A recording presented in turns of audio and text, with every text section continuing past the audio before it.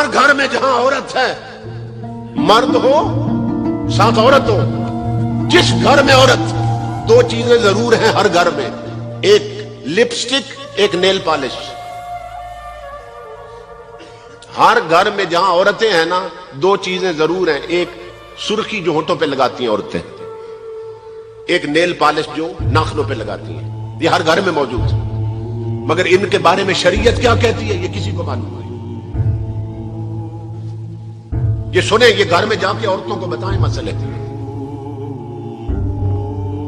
تاجدار کائنات کا دین مسجدوں سے گھروں تک پہنچانا، یہ مسجد میں آنے والوں کی ذمہ داری ہے۔ یہ باتیں گھر تک پہنچائیں، انہیں بتائیں کیا کہ جس عورت نے نیل پالش لگا رکھی ہو، اس کا جسم ناپاک ہو جائے، اس پر غسل واجب ہو جائے، وہ 1000 بار بھی غسل کرے اس کا جسم پاک ہی نہیں ہوتا ہے۔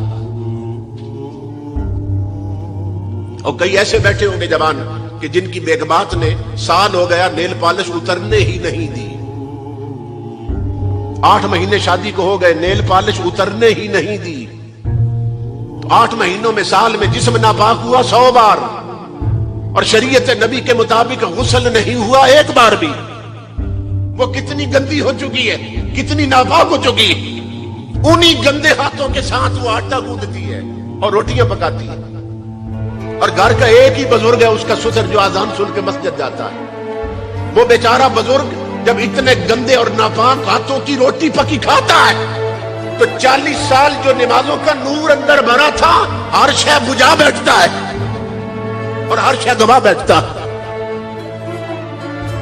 دل کے پھپھولے جل اٹھے سینے کے داغ سے، اس گھر کو آگ لگ گئی گھر کے چراغ سے۔ یہ آگ گھر گھر لگی ہے تاجدار کائنات کے غلاموں۔ اور دوسری چیز جو سرخی ہے، سرخی